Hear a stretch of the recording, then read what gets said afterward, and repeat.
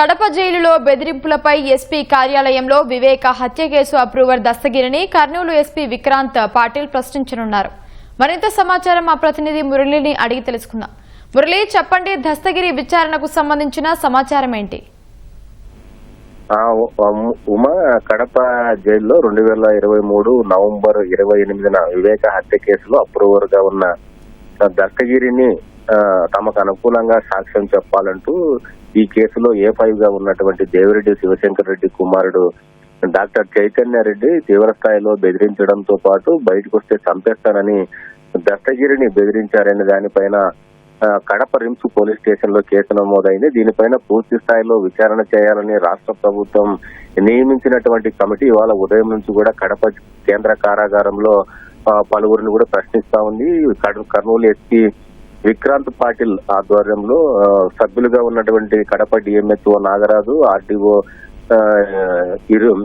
RDO అదేవిధంగా Vijayawada jail అధికారి ఇర్ఫాన్ వీళ్ళందరూ కలిసి కూడా కడప జైల్లో అప్పుడు 2023 నవంబర్ 28వ తారీఖున దస్తగిరి జైల్లో SSR బ్యారక్ లో ఉన్న సమయంలో అప్పుడు ఎవరెవరు జైలు వార్డర్లుగా ఉన్నారు, ఎవరెవరు డిప్యూటీ జైలర్లుగా ఉన్నారు, సిబ్బంది ఎవరెవరు పనిచేశారు, అక్కడ ఉన్నటువంటి సీసీ కెమెరాలు ఏమయ్యాయి అనే దానిపైన కూడా పూర్తి స్థాయిలో అందరినీ కూడా విచారిస్తున్నారు. అప్పుడు ఉన్నటువంటి జైలు సూపరింటెండెంట్ గా పనిచేసినటువంటి INS ప్రకాష్ ను కూడా ఆయన్ని విచారణకు పిలిచి అతన్ని కూడా ప్రశ్నిస్తున్నారు. ఆయన ప్రస్తుతం నెల్లూరు కేంద్ర కారాగారంలో పనిచేస్తున్నారు. ఆయన పైన కూడా కడపలో కేసు నమోదైంది. ఈ పరిణామాల నేపథ్యంలో పూర్తి స్థాయిలో కర్నూలు ఎస్పీ లిస్ట్ తీసుకుని వాళ్ళందరినీ కూడా ప్రశ్నిస్తున్నారు. అయితే ఫిర్యాదుదారుడు ఎవరైతే ఉన్నారో ఈ కేసులో వివేక కేసులో అప్రూవర్ గా ఉన్నటువంటి దస్తగిరిని కూడా ప్రశ్నించాలనే సమాచారంతో ఆయన కూడా కడపకు రప్పించారు. దాదాపు 2 గంటల నుంచి కడప ఎస్పీ కార్యాలయంలోనే దస్తగిరి కూర్చొని ఉన్నాడు.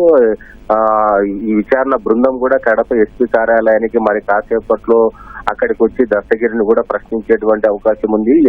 ఎవరెవరు మిమ్మల్ని బెదిరించారు, ఎందుకు ఈ పరిణామాలు, అది ఆ బెదిరింపులని నిజమేనా కాదా అనేది కూడా పూర్తి స్థాయిలో తెలుసుకోవడానికి దస్తగిరిని కూడా లోతుగా ప్రశ్నించేటువంటి అవకాశం ఉంది. దీంతో పాటు కొద్దిసేపటి క్రితమే కడప ఎస్పీ కార్యాలయానికి అప్పట్లో జైలులో వైద్యురాలుగా పనిచేసినటువంటి డాక్టర్ పుష్పలత కూడా కడప ఎస్పీ కార్యాలయానికి వచ్చి మళ్ళీ వెళ్లిపోయారు. ఆమె కూడా అప్పుడు నిందితులకు వివేక హత్య కేసులో రిమాండ్ ఖైదీలుగా నిందితులకు చాలా సహకరించారు. వాళ్ళకి వైద్యం పేరుతో పలుమార్లు రిమ్స్ కూడా తరలించే విధంగా సిఫారసు చేశారనేది కూడా ఆమె ఆరోపణలు ఎదుర్కొన్నారు. ఆమె సూచనల మేరకే దేవిరెడ్డి శివశంకర్ రెడ్డి చాలా సందర్భాల్లో జైల్లో ఉండకుండా కడప రిమ్స్ లోనే ట్రీట్మెంట్ తీసుకున్నారు. ఎలాంటి చిన్న అనారోగ్య సమస్యలు లేకపోయినప్పటికీ ఆమె సూచనలతోనే రిమ్స్ లోకి వెళ్లి అక్కడ ట్రీట్మెంట్ తీసుకున్నారనేది కూడా అభియోగం. ఆమె ఎందుకు ఇలా చేయాల్సి వచ్చిందనే దానిపైన కూడా ఆమెను కూడా ప్రశ్నించడానికి కూడా కర్నూలు ఎస్పీ